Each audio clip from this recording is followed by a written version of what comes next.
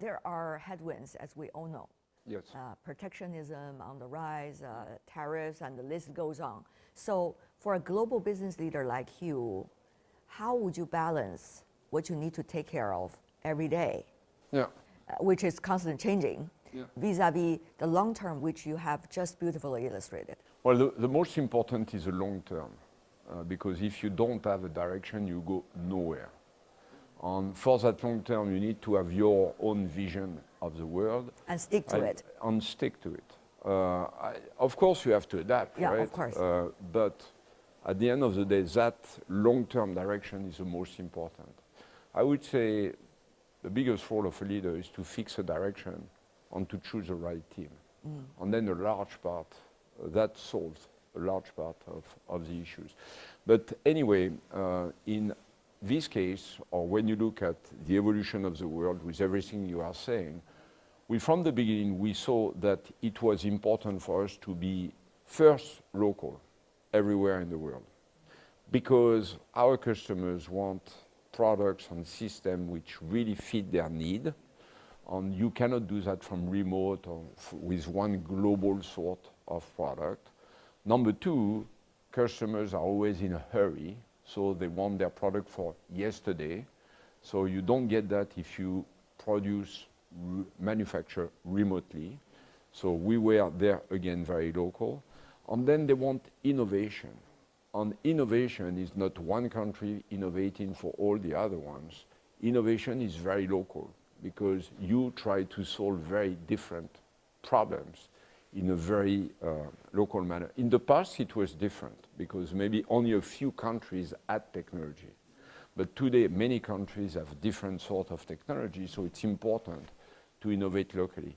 So we've built Schneider that with an ecosystem which is with a way of doing which is very local, where decisions will be made locally by local teams, R&D will be made locally, manufacturing will be done locally, and with local suppliers, so that you can operate, let's say, in China as a Chinese company, and in Europe as a European company, in India as an Indian company, in North America as a North American company.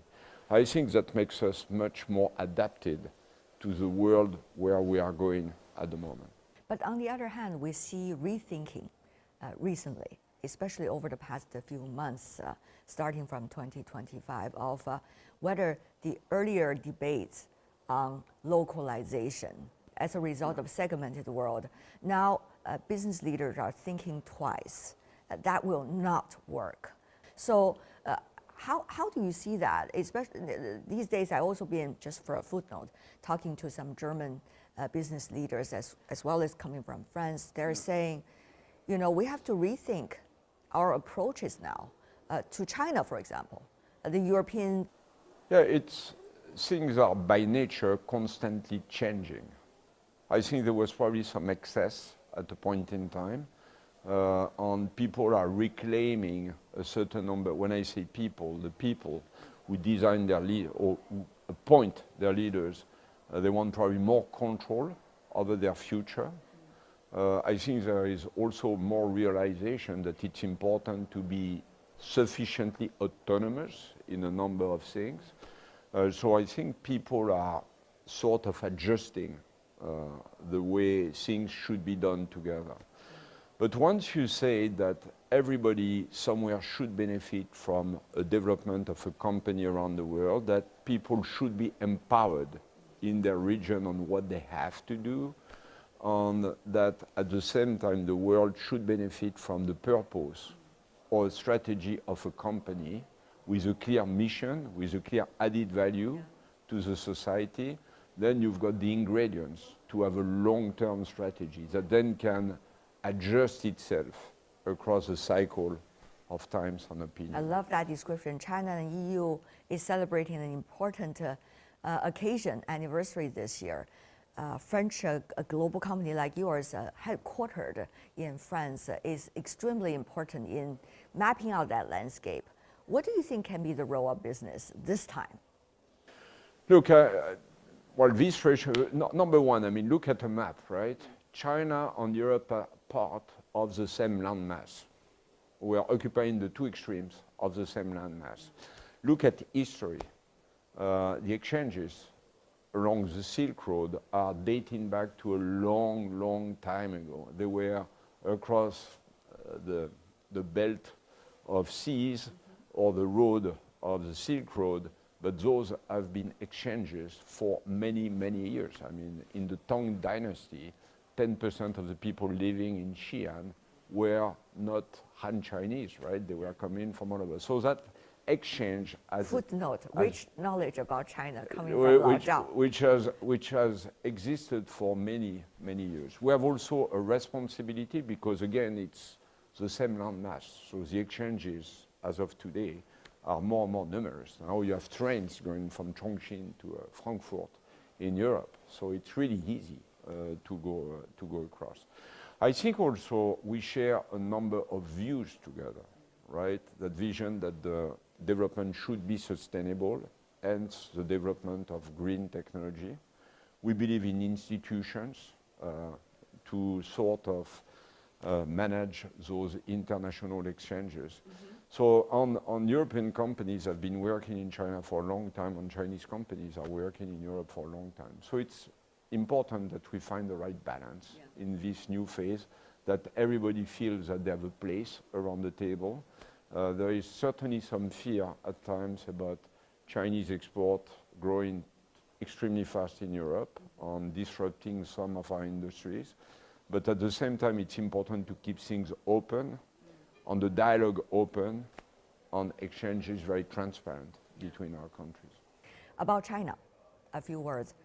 We see a set of issues being churned out since last year, both about talking to important business leaders around the world by Chinese policymakers, and also opening up the market, try to streamline the market stability, encouraging private businesses, and also encourage domestic consumptions, and the list goes on. Meanwhile, you see the awakening up of the appetite of Chinese consumers as reflected by movies and tourism, and this goes on. So, but to you, what is the most important thing?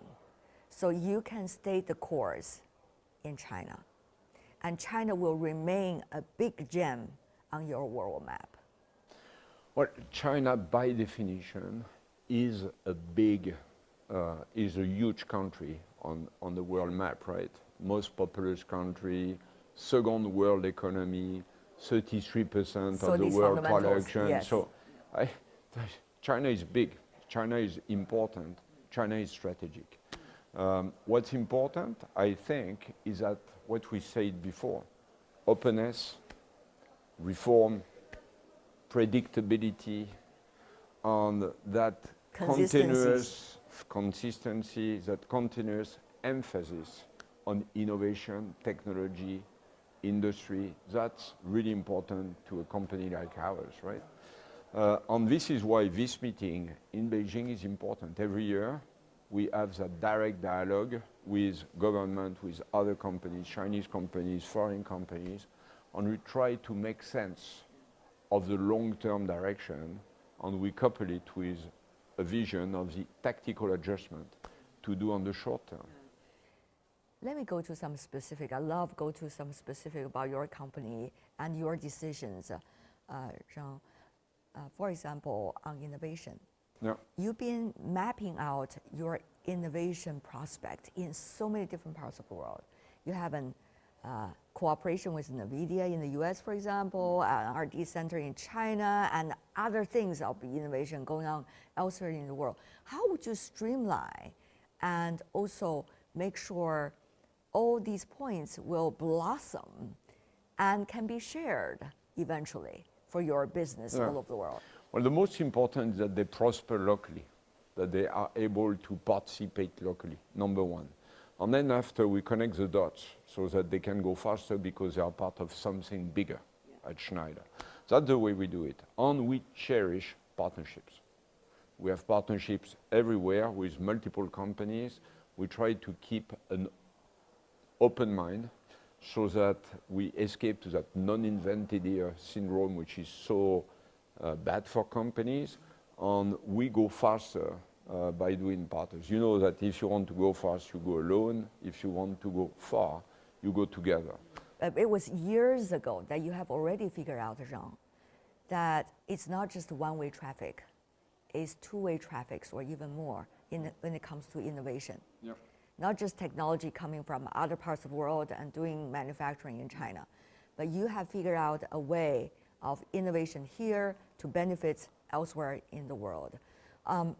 So what do you think is the most important ways for many of the folks in Europe to understand this fundamental change that we are seeing today? I think Europe understands it.